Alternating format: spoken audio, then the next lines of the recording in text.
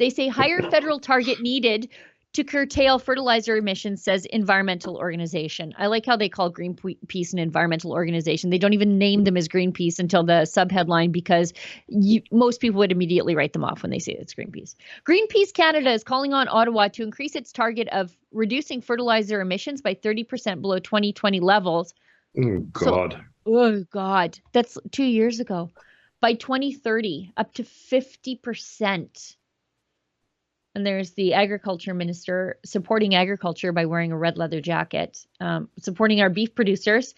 An ambitious target set by the federal government to reduce greenhouse gas emissions associated with fertilizer does not go far enough, according to environmental organization that argues Canada needs to restrict its production of synthetic fertilizer. So they not only do they not want us to use it, but they want us to restrict production of it because there's a shortage. There's already a shortage because of the war in Ukraine, and Saskatchewan produces an enormous amount of potash, and potash is required in fertilizer production. So not only do they want to kill farmers, they also want to kill mining jobs simultaneously. So Saskatchewan, they're getting a double dose of this on both sides of their economy. And I bet Justin Trudeau is going to go along with this because, of course, he's so 100%. And, I mean, there's no trying to rationalize this as a sane person who cares about other human beings is completely impossible. Like, life is untenable right now. The costs, unless you're extremely wealthy, for even upper middle class, like heating bills are astronomical, grocery bills are sky high, fuel costs are high. Everything is so challenging, particularly for Justin Trudeau's beloved middle lower class. He's making everything so incredibly difficult, and these policies are making it worse. But forgive me for prophesying a little bit here. I think this dude wants absolutely to bring back martial law, and he just got over the trucker rebellion and the Coots blockade and all of this stuff. And he misses that power, that grab. So he's like, this clearly negligent decision that will destroy livelihoods, drive up costs, make everyone completely dependent on the government that was COVID-19 has passed. So now we've seen massive rebellions and resistances in Europe to this type of policy. Let's bring it in here. The whole world is looking at this like, what are you doing? And Justin Trudeau is like, yes, that's the next step for us. His only regret, I think, is that he didn't get to it first, because he would have loved to stick it to the West and stick it to working class people. Now he's imitating what these other countries are doing.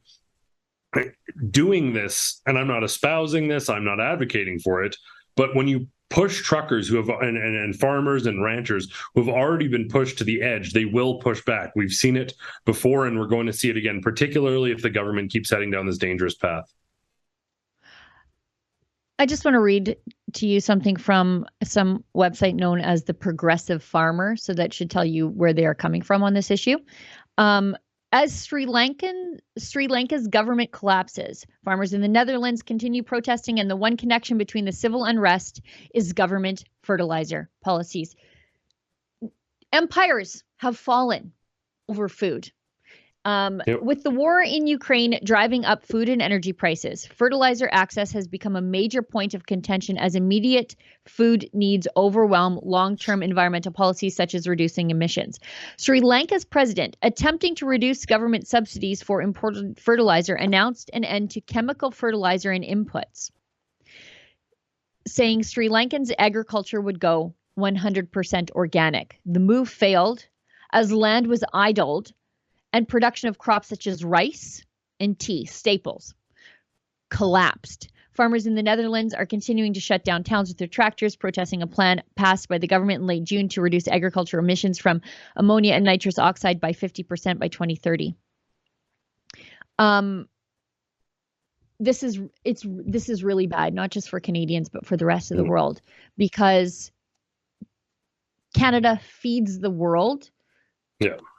Especially the developing world, because what people don't know is not only are we the world's largest exporter of canola, so places where you don't, it becomes difficult to have animal fats, whatever. Canola is the solution to that.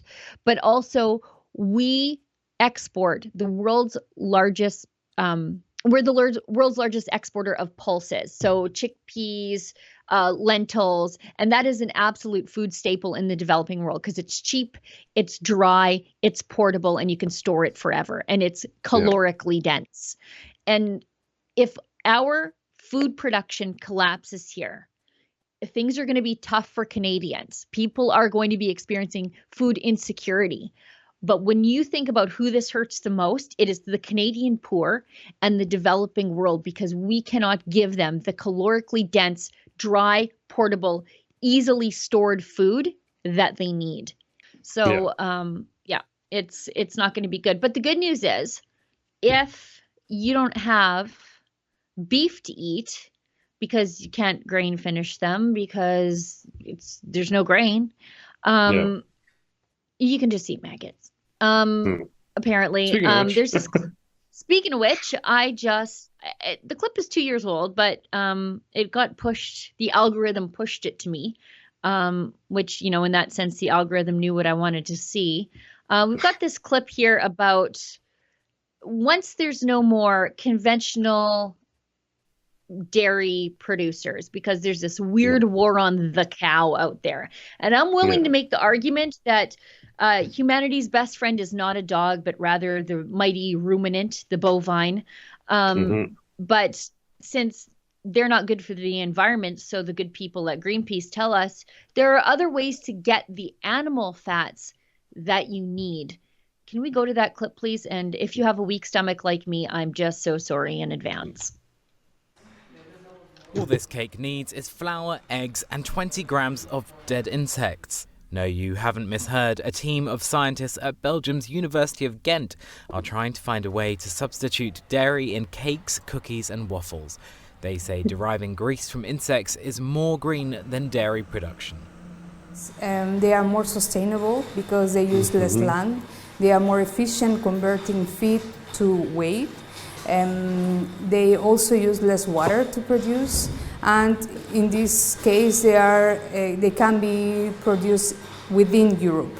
That will decrease the footprint that other type of food sources bring, because they come from far away, let's say South America or Southeast Asia. By soaking the insects in a little bit of water and then mushing them with a kitchen blender before centrifuges separate a butter-like substance, a grease is made which the team used to bake with. But how does it go down outside of the lab? For me, there's no difference. So it's actually better. Yeah. Do you think you would eat insect fat cakes again? Yeah. Why not? Why not? Yeah. I don't think so. No? The team say that consumers can't taste the difference when a quarter of the milk butter is replaced with the fat from the insects.